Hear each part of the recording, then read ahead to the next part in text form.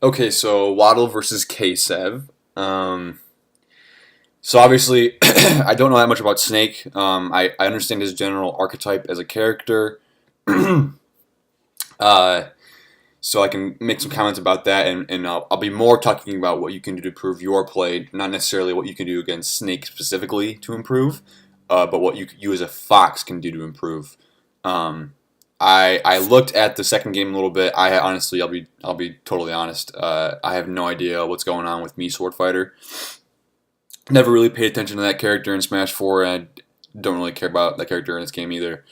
Um, but I do believe that you are dropping both of those, which I believe is the right move because as you will see in this set, um, one of the main things that I'm going to comment on is well, not main things, but one important point about this is mentality. I'm sure you hear about this a lot, but I want to expand what I mean by this, and you'll see uh, what I mean. I'll probably wait until the scenario to point it out, but I definitely believe that sticking to one character, especially when you're at this mid-level area, um, not to talk down to you, that's where I was. That's where a lot of my people a lot of my friends are in this mid-level, higher mid-level area.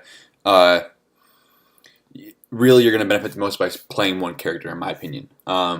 Just because uh, if you end up switching your character to me Sword Fighter or one of your secondaries, um, you now have less information to go off when you study from. To go off when you study your own play. Uh, and so that being said, um, this is also why I tell people to not rage quit during the middle of a set because you want to gather all the information that you possibly can.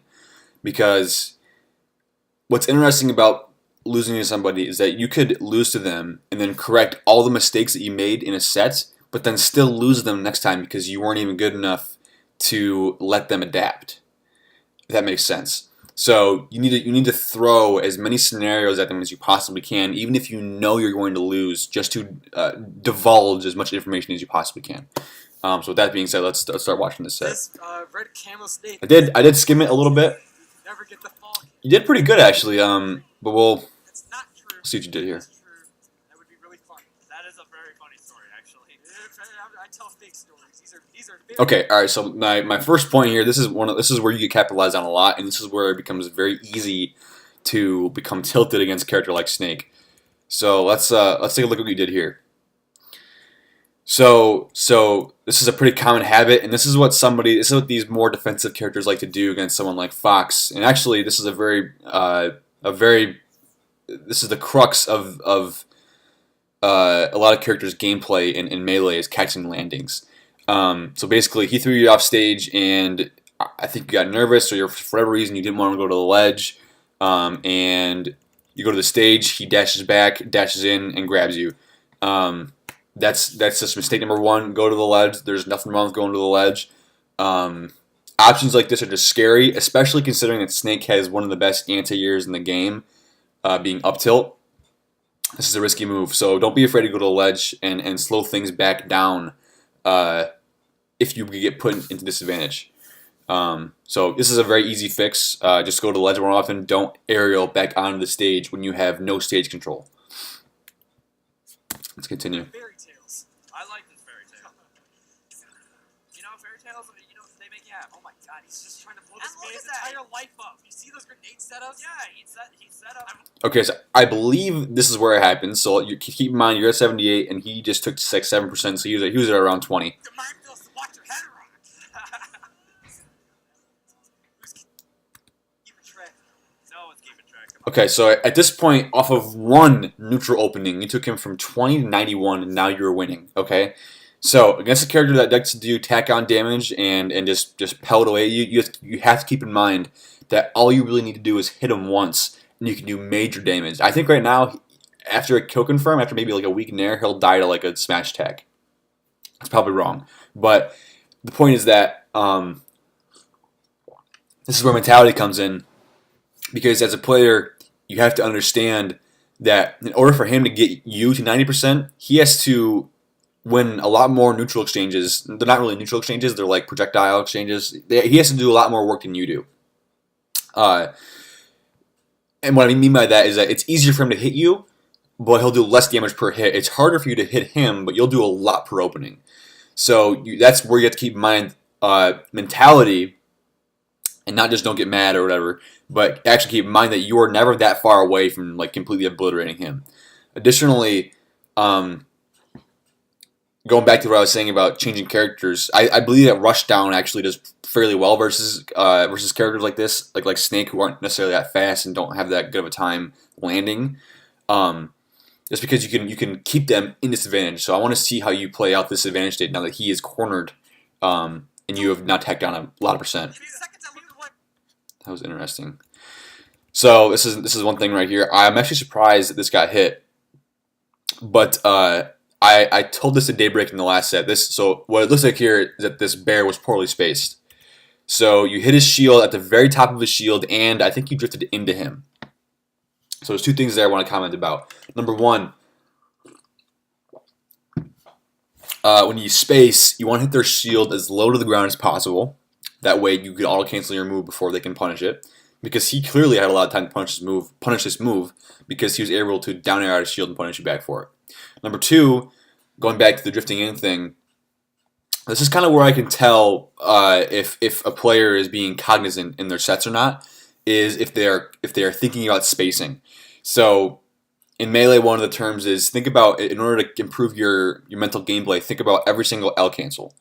And I'm gonna kind of modify that. I'm gonna amend that to think about every single time that you space an aerial, because it'll keep your brain engaged in the match. Okay, so right here, when you full hopped, he's in the shield, he's scared, and it looks like he's not gonna want to roll or anything. So you have shield advantage here, and you have a free hit if you space this correctly. Even if you hold shield, you can figure out what he does, and you'll still be advantage. You can wait for a roll, wait for a spot dodge, wait for some kind of bad arrow out of shield. Since this was spacing correctly, you end up getting punished as a result. So keep that in mind. That is why you got put back into disadvantage, and why you're not able to continue your advantage. So spacing can actually be a lot more important than you think about.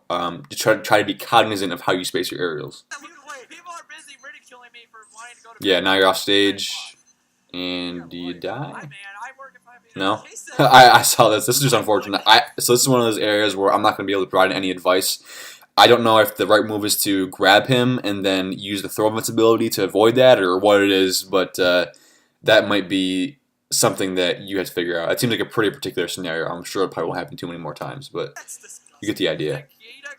Nikita coming through saying The man is a military genius. You can't sleep for a second. it's the years of Call of Duty experience, I'm telling you. There you go, dude. It's that red camo. It's the red camo Call of Duty experience coming Not through. quite fall camo though. No, it's fall camo. I like that forward tilt. He's got that tall. Yep. Good grab. Waddle's not sitting behind any like sort of deficit by any means. Yes, he's at the deficit, but not a large. So this is, you didn't do anything wrong here.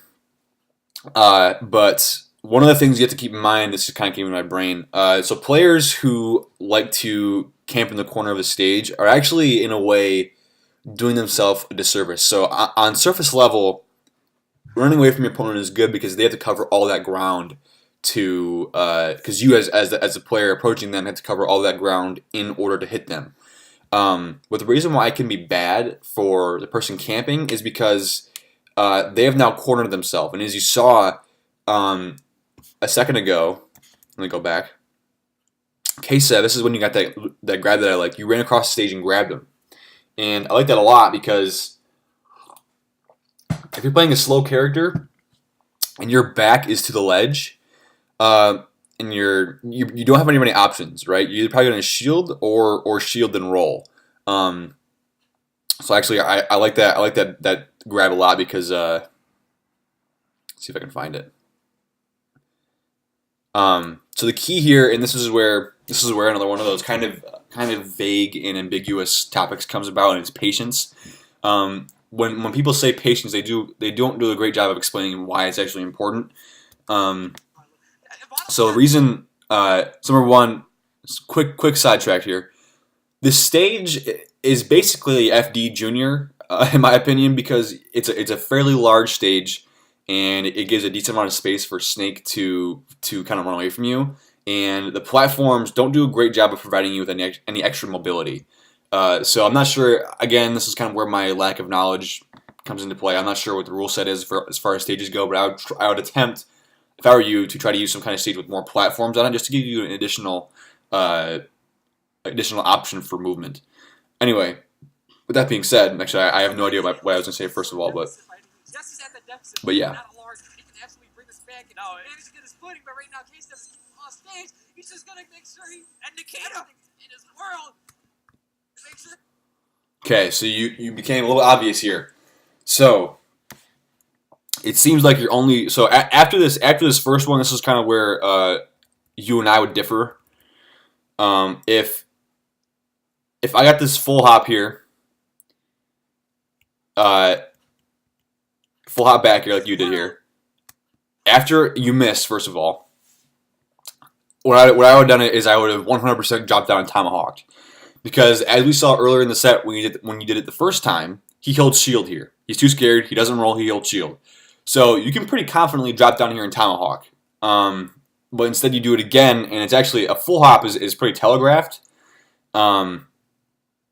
So at the very least, what you want to do is if you can either do a delayed aerial. The truth is, he's not dropping shield here because he's not going to drop shield because he knows that if he does, he's going to die. He's at 168. You have to continue to apply shield pressure. And the best thing you can probably do here is just to grab him, throw him off stage, and hope to kind of get some kind of ledge trap kill or abuse his recovery. Because I do believe Snake's recovery is somewhat bad. So at the very least, he recovers high, and then you get some kind of landing scenario.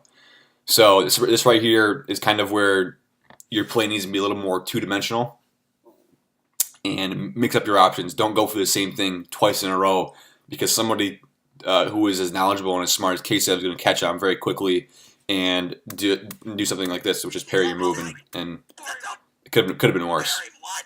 Alright, 6 years, that's not. It takes it 70%. Alright, but Damage control. Superhero getting that super bumping himself up. Gonna say, you know what, I'm fine. That was a phenomenal jump jump read there. I like that a lot. It does suck that you got hit for it because of the bomb or whatever. That really sucks, but that was a great jump read. Great double jump read. I've seen you roll quite a bit, and you haven't gotten punished for it yet. I'm going to take a look again on what happened here exactly, because I want to see why you were rolling in the first place. Because rolling isn't always inherently bad. Let's see. So you roll back after what? What was the purpose of this?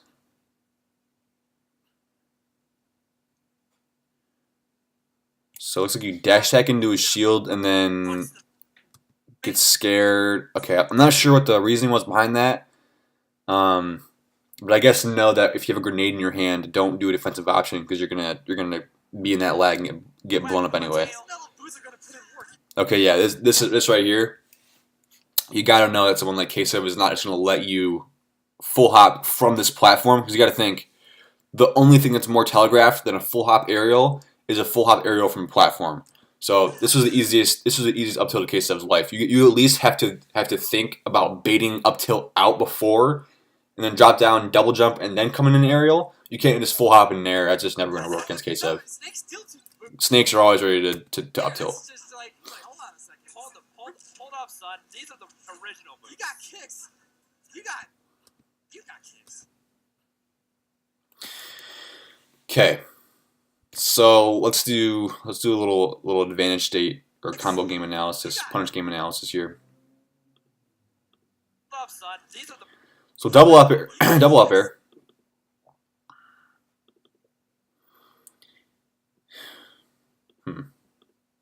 original moves. You got kicks. So we miss here, and then I'm not going to comment about how the forward air didn't connect. You're not going to have perfect punish games every single time, but this right here is where your punish game becomes too ambitious and you overextend. You want to continue the punish game, so you aerial into his shield and then get shield grabbed. So obviously for me, the right thing in hindsight is to say that you should have just like grabbed him. But really what you should have done is kind of been in the whiff punish zone. You should have brought yourself down into the whiff punish zone, and kind of saw what he did. If he retreated, overshoot a dash attack. There's no necessarily one right answer, but it is important to recognize as a character that has a very good advantage state. It is important to recognize when and when you cannot continue the advantage state. And that was one of those moments when you definitely couldn't have. At the very least, you want to space that nair to the point where he can't punish it. Very smart by Ksev just to set up for like stage control at the worst situation. Yeah. Fortunately, he's gonna find himself grenades. Gonna put him in a bad position though. Yeah, it's just gonna either a little bit of damage to him, but his snake is heavy, so it doesn't really matter for him unless, say, he gets kicked up in the air and grenade explodes upon him. Then And Nikita just fell so lightly. Carl wasn't even like aware. Yeah, okay. So at this point, so just to recap what happened in the last 15 seconds or so. You did full hop back air, it didn't connect. The little movement, did it again, didn't connect. You ran in from across the stage, up smashed, and then you did this, which is probably the most egregious of all the plays made here, and you do this. Oh, so lightly.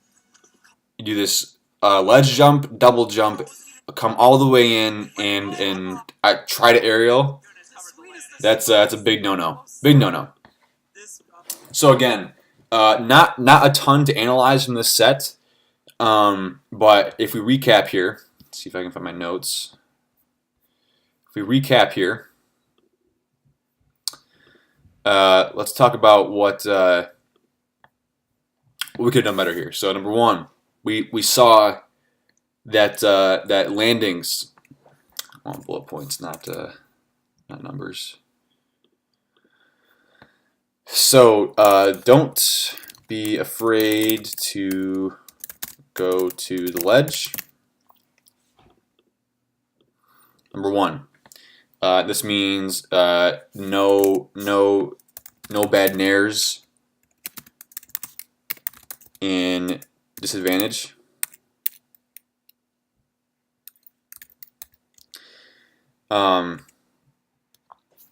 There was some matchup specific stuff like rolling with a grenade. I would look more into that. I would look to see what the top level foxes are doing against Snake in specific.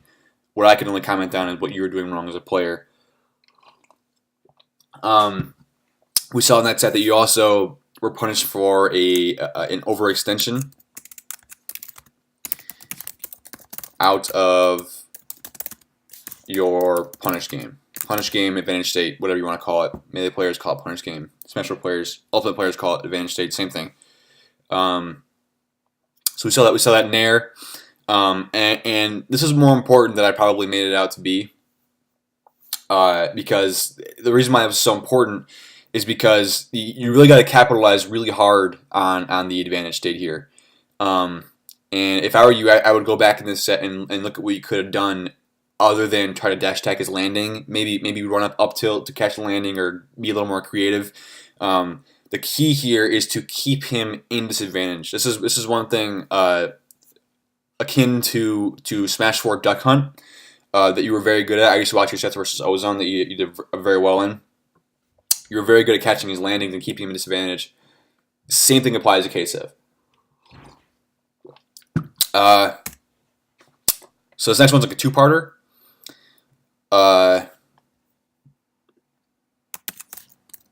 me fix this. Don't overextend. So then we had spacing. Be mindful of spacing. And again, this will help you keep your brain engaged in the match.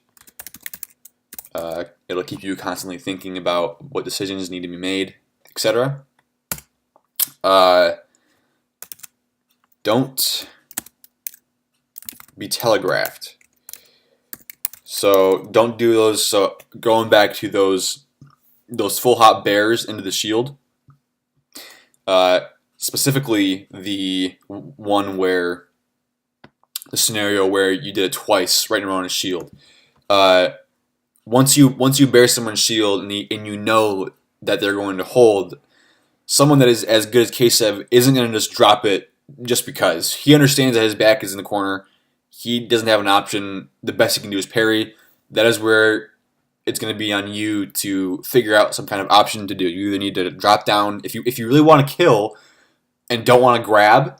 Grabbing is the kind of the guaranteed option, but you need to get them to think that you are not going to do another back air. So whether it's tomahawk grab or tomahawk wait a second and then down smash or up smash or whatever you want to do, throw some new scenarios in their face for a change. So don't be telegraphed. Capitalize on the conditioning you have done. So this is actually a problem that I used to have. I actually used to grab or tomahawk so much that I would. The good thing about tomahawking people is that you make them less likely to be in their shield, and we all know Fox, at least in my opinion, has a pretty good weakness to shield at higher percents. So once you start grabbing them, they're going to want to get grabbed less most of the time. So once you start introducing that, then you're pretty much going to be okay. One example I can give you is I was playing my Boolaboo in friendlies. He was playing as K. Rool, I'm playing as Donkey Kong, and every single time for the first little bit of the match, I would do double back air onto his shield. He would hold, and then I started mixing in grabs, and I would grab every single time. Eventually, he started hitting me before I was able to grab. So what I did as a countermeasure to that is I would literally, since he was already conditioned to think that I was going to jump in the air, not back air, but then drop down and grab him, what I was able to do then was I literally ran up and down aired him in the face. Because I waited until he thought that I was going to drop down and grab. I didn't grab, I aerialed. So conditioning, you have to understand what your opponent is already conditioned to do and then capitalize from that point. So this is where that third step of conditioning becomes really good when you have conditioned your opponent. So you condition them to think that you're gonna aerial their shield, okay, and then you know that. So to beat that, you fake an aerial on shield. You fake that you're gonna do that. You grab them. If they catch on to that, then the opportunity for you to aerial their shield and actually hit them, not their shield, opens up again because they think they're going to get hit by a grab and you're coming out with an aerial because you've conditioned them. So just keep in mind what you have done and try to think about what they think you're going to do. So keep that in mind. The last thing I want to touch on is it kind of goes along with this telegraphed thing is be patient. Number one, it's too vague. Basically those actually it can pretty much be going. Well, I'll say this. This is basically synonymous with telegraph, but don't be obvious. I'll say this. Don't let yourself get reacted on. So as you saw in that set, there were a handful of times where we saw you either full hop nair right into his shield, or so the two times I'm thinking about specifically is when you did full hop from the platform onto his shield. Okay, that's an easy shield grab for him if you don't space it at all. And the second time I'm thinking of is when you did ledge jump, double jump, and then naired all the way from the ledge when he was in center stage. That is a very easy thing for Snake to hit, for any player to hit, especially a character with a anti-air that's going to kill you at 100. So don't let yourself, don't use Fox's speed to your advantage. Don't do some super obvious option. I know this is kind of shorter, but I didn't have a lot to go off of for this set. Just because I think the next game you went me Sword Fighter, and I'm not really sure. But again, don't forget that how much damage you did in that first opening. you did like 70 damage in one opening. So at any point, you're able to come back, and you probably switched off of Fox at this point because you thought it was close, or thought it wasn't very close. But in reality, um, all you had to do was take this stock and then maybe win neutral once or twice more, and then it's last hit game. So mentality here and still recognizing how close you actually are to winning is very key. You don't want to get blinded by the fact that the numbers say he's in a big lead, because the neutral wins or the amount of neutral wins to success tells a different story. So just a few things to keep in mind. Additionally, don't forget that just because I analyze your set does not mean you're going to win the next time. There's still probably many more layers of mix-up that you have to get to in order to beat Ksev. But start with these and see where you can improve upon from this point.